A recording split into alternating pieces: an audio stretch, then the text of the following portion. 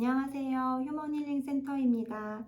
요 근래 날씨가 많이 추워졌었는데요. 반짝 기온이 오른 날이 한 2, 3일 지속됐었습니다. 우리 모두 오늘의 날씨처럼 누군가에게 반짝 반가운 사람들이 되었으면 좋겠습니다.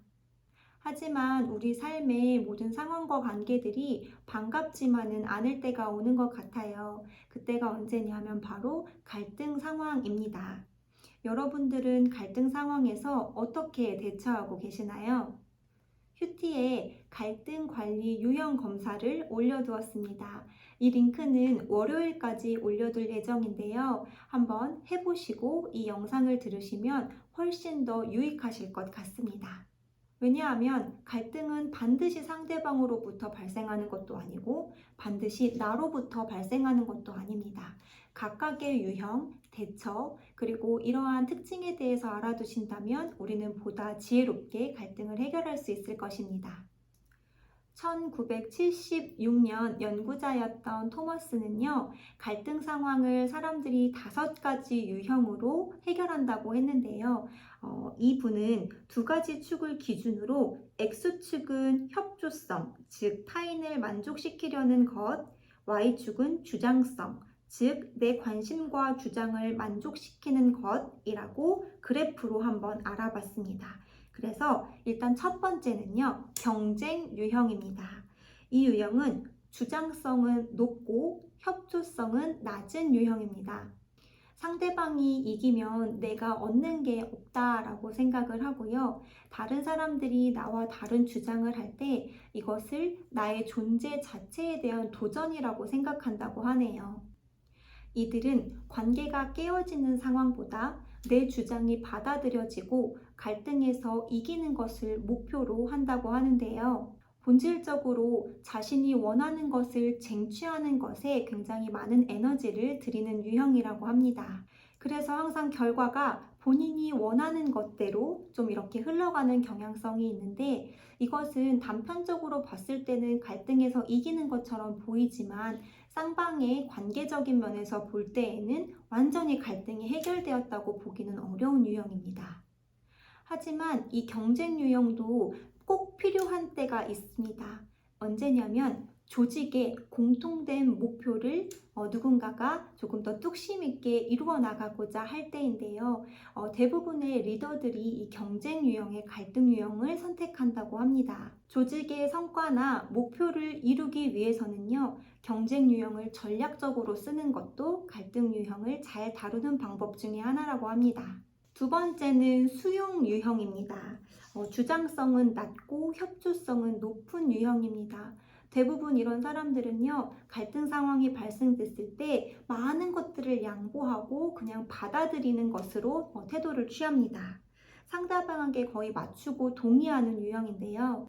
겉으로는 친절한 유형이라고 보여지기는 하지만 사실 나의 욕구나 주장은 조금 배제하고 무시한 채 갈등을 다루기 때문에 언젠가는 억울함이 조금 밀려올 수도 있는 유형입니다. 하지만 이 수용형 유형도 필요할 때가 있는데요. 논쟁, 갈등의 쟁점 자체가 의미가 없다고 생각할 때 관계 중심적인 것들을 해치지 않기 위해서는 수용형 유형을 사용하는 것이 더 바람직하다고 합니다. 3번째 유형은 회피 유형입니다. 주장성도 낮고 협조성도 낮습니다. 갈등 문제로부터 물러나서 해결을 위해 적극적인 어떤 태도를 취하지 않는 사람들을 우리 회피 유형이라고 하는데요. 갈등으로 인해서 상처를 받았던 사람들이 대부분은 이 회피 유형을 사용하게 되는 경우가 많다고 합니다. 단기적으로는 마음이 편할지 모르겠지만 장기적으로 봤을 때는 갈등이 조금 더 심화되고 악화되는 그러한 부정적인 영향을 미칠 수도 있다고 하네요. 하지만 회피 유형도 적절하게 사용하면 득이 됩니다. 언제냐면 갈등이 가치 없거나 다른 문제를 위해 시간과 에너지를 조금 더 절약해야 함을 느낄 때에, 그리고 갈등에 지쳐서 휴식하고 싶거나 내 마음을 돌보고 싶은 이너셀프의 어떤 에너지를 할애하고 싶을 때는 회피 유형을 적절하게 사용해도 좋다고 합니다. 하지만 회피는 장기적으로는 유용하지 않음을 꼭 기억하시기 바라겠습니다.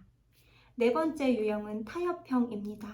타협형은 누가 이기고 지는 것이 없는 유형입니다. 한마디로 나 하나 양보하고 너 하나 양보해주는 딜을 하는 그런 유형인데요. 일반적으로 되게 많은 사람들이 사용하는 기술입니다. 타협하면 수용할 때보다는 많은 것을 얻고요. 경쟁할 때보다는 많은 것을 포기합니다. 회피할 때보다는 문제를 더 직접적으로 다루지만 협업할 때보다는 더 깊이 있게 탐구하지는 않습니다. 이 유형은 서로 대화할 시간이 많이 없고 빨리 이 갈등의 유형을 해결해야 할 때 가장 효율적으로 문제를 해결할 수 있는 방법이라고 하는데요. 최선은 아니지만 문제를 악화시키고자 하지 않는 차선책으로 사용할 때 좋은 전략이라고 합니다. 다섯 번째 유형은 협력, 통합 유형입니다. 이 유형은 공동체의 문제를 해결하기 위해서 구성원 모두가 협력해야 함을 전제로 하는데요. 갈등이 생기는 것은 나와 다른 사람들 모두에게 원인이 있다는 생각을 하고 갈등을 바라보는 방식입니다. 문제가 있으면 어떻게든 풀고 넘어가려고 하기 때문에 굉장히 시간이 많이 걸리고요. 모두의 만족감을 실현시키기 위해서 굉장히 많은 대화가 필요한 방식이기도 합니다. 상대방과 많은 교류를 하기 때문에 각자가 원하는 것을 맞춰가는 것에 장점이 있을 수도 있지만 시간이 충분하지 않고 문제 자체가 사소하다면 이 방식은 그다지 효율적인 방식으로 쓰이지 않을 수도 있습니다. 토머스는요, 우리 누구도 갈등을 처리하는데 한 가지 방법만을 사용하지 않는다고 이야기를 했습니다. 물론 내가 가지고 있는 기질이나 학습에 의해 더 많이 의존하고 있는 유형이 있기도 하겠지만요.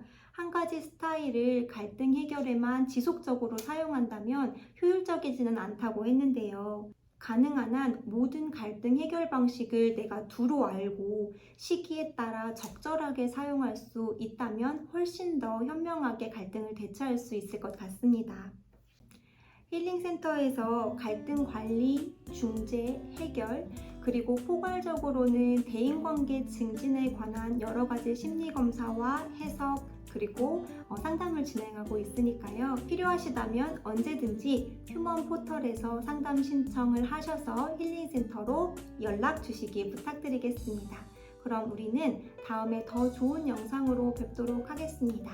감사합니다.